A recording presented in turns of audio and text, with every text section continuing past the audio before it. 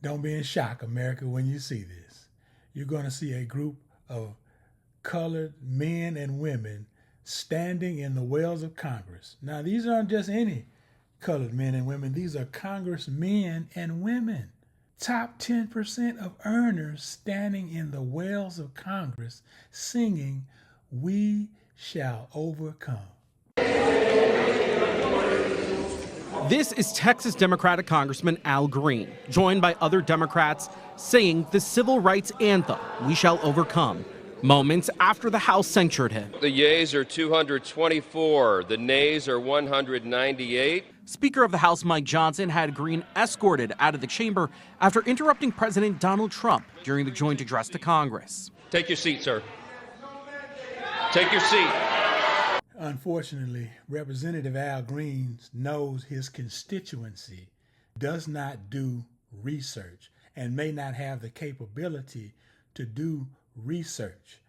People my mother's age and most people 65 years and older aren't into computers and laptops. Let's just be real. They get all of their information from their favorite anchor on their favorite news network. They trust that person coming and going. They trust everything that they see on the TV. So when Al Green sits here and makes an idiot of himself in Congress and then turns around and tries to get you and I to believe, the unsuspecting, the naive, the foolish, that he was doing that to save Medicaid. The president has made it clear. Congress has made it, I'm not Congress, but Republicans have made it clear in their bill. Medicaid, there are no cuts. There are no cuts in the bill. But the Democrats keep pushing that because they know their constituency is not going to do the research to find out whether or not if they're telling the truth or not. They're going to take what they say at face value, and that is tragic when you hear nonsense like this. I was prepared to suffer the consequences. It is important for some of us to take a stand for people who don't have the health insurance we have. Representative Al Green is lying, openly lying to the American people when he sits there and make a claim that does not exist. He knows his constituency believes him. That's why they keep bringing him back to Congress when he's reelected each time. He knows he has the trust of these people that voted him in. They're not doing the research. Who read the bill? Where is the bill?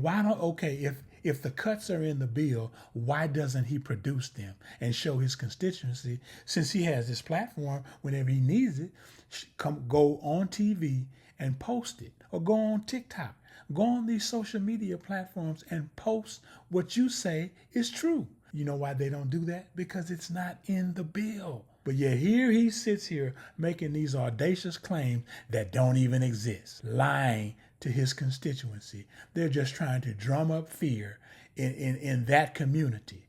This is what we're doing now, Mo City, Pearland. This is what we're doing now? This is how we getting down now? If it's true, produce the evidence. Let's stop talking about it and be about it. It is important for some of us to take a stand for people who don't have the health insurance we have. And you say unequivocally that further down the line there won't be any cuts to Medicaid programs. Yeah, so look, let me clarify what we're talking about with Medicaid. Medicaid is hugely problematic because it has a lot of fraud, waste, and abuse. Everybody knows that. We all know it intuitively. No one in here would disagree.